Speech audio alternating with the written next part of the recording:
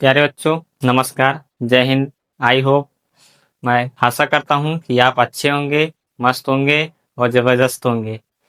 मैं आज आपको कुछ बताने वाला हूँ जो पेपर के दृष्टिकोण से बहुत इम्पोर्टेंट है।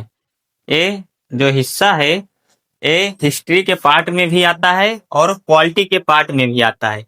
इसलिए यहाँ का क्वेश्चन जो भी एग्जाम में फंसता है वो कोई नहीं कह सकता कि मेरे पॉलिटी से आया है कि मेरे हिस्ट्री से आया।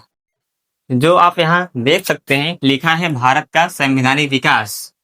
ये दो खंडों में विभाजित है। पहला खंड है part A, east India company के शासन हेतु पारित ब्रिटिश संसदीय अधिनियम, जो था 1773 से लेकर 1853। और दूसरा पार्ट बी है जो है ब्रिटिश ताज के शासनाधीन पारित अधिनियम 1858 से लेकर 1947 तक। आप सबको मैं बता दूं कि मैं आज पार्ट ए पर चर्चा करने वाला हूं। पार्ट ए से जो भी क्वेश्चन बनता है, यही जो आपके सामने मैं लिखा हूं 6-7 फैक्ट, इसी से आता है। इसके अलावा चाहे वनडे एग्जाम हो चाहे पीसीएस हो, यहाँ तक कि यारो या यूपीएससी हो, जो पूछता है यही फैक्ट उठा के दे देता है और सही गलत आपको चूज करना रहता है। आइए मैं आपको इम्पोर्टेंट फैक्ट की तरफ ले चलता हूँ। देखिए, जैसा मैंने लिखा है कि पहला फैक्ट, ब्रिटिश संसद के रेगुलेटिंग एक्ट 1773 के द्वारा बंगाल का गवर्नर जनरल का पद नाम दिया गया। जैसे कि आप यहाँ देख सकते हैं 1773, मतलब जो फैक्ट स्टार्ट हो रहा है वो 1773 से स्टार्ट हो रहा है। जो 1773 में रेगुलेटिंग एक्ट आया वो बंगाल के गवर्नर जनरल के पद नाम लेकर आया। या एक 4 सदस्यीय कार्यकारी परिषद का गठन किया गया था।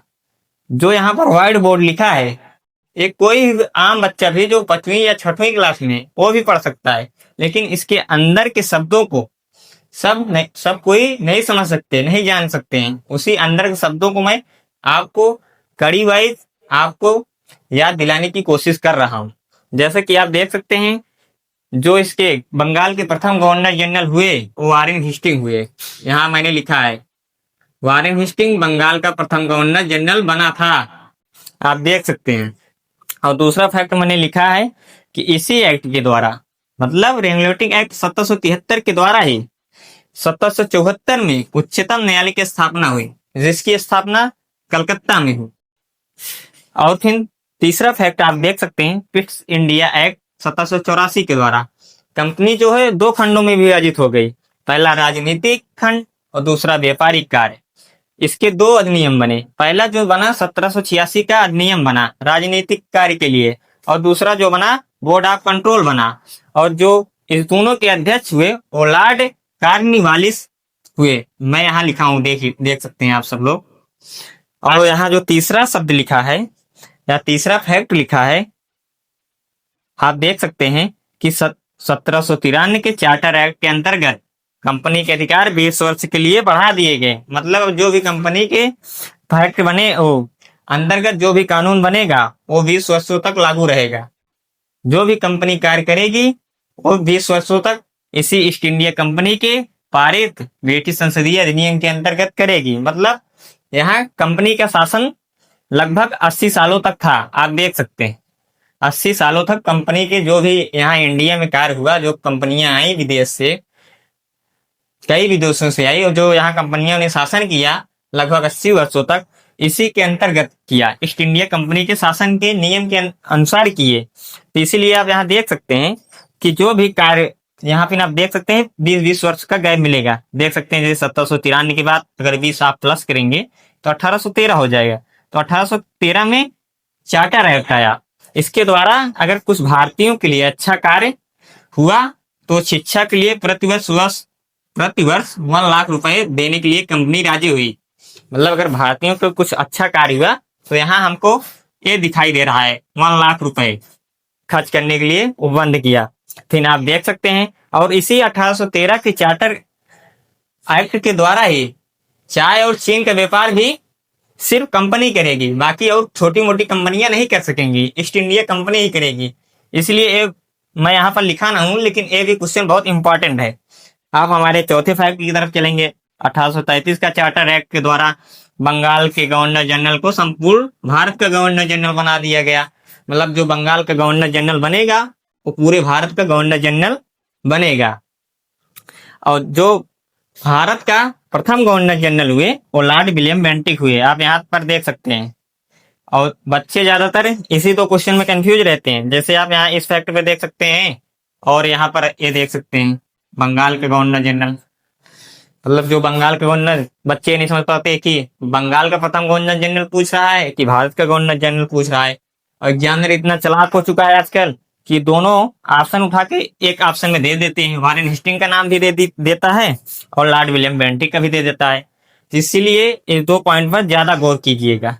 मतलब यहाँ पर जितने पॉइंट लिखे हैं एग्जाम में सभी आते हैं। आपको नहीं विश्वास है सर्च करके देख सकते हैं, प्रीवियस ईयर क्वेश्चन उठाकर दे सकते हैं कि इसके अलावा क्वेश्चन आज तक ईस्ट इंडिया कंपनी के शासन हेतु पारित ब्रिटिश संसदीय अधिनियम के अनुसार इससे बाहर कोई क्वेश्चन नहीं बना है। आप देख सकते हैं लॉर्ड विलियम बेंटिक भारत का प्रथम गवर्नर जनरल बना। फिर यहाँ पर हम आपको लास्ट और अंतिम फैक्ट की तरफ ले सकते हैं 1853 का चार्टर एक्ट, जो विधायी शक्तियों और कार्यपालिका शक्तियों को अलग अलग कर दिया गया। इसके अंतर्गत 2 खंड विभाजित हुए। विधि निर्माण भारतीयों द्वारा केंद्रीय विधान परिषद और सिविल सेवकों की भर्ती का चयन खुली प्रतियोगिता के द्वारा शुभारंभ हुआ। आप यहाँ इस पॉइंट पर देख सकते हैं। मतलब अब यहाँ से संसदीय शक्तियों का भी निर्माण हुआ और कार्यपालिका शक्तियों का भी निर्माण हुआ। कार्यपालिका शक्तियों के अंतर्गत ये सिविल सेवक लोग आते हैं, यूपीएससी यूपीपीसीएस के अंतर्गत जो अधिकारी बनते हैं, ब्यूरोक्रेट बनते हैं, ये कार्यपालिका है। और ये भारतीय केंद्रीय विधान परिषद के अंतर्गत जो सांसद में बैठे लोग एमएलए एमपी हैं, ये लोग वहां से कानून बनाते हैं और जो लागू करने का काम होता है सिविल सेवकों का काम होता है।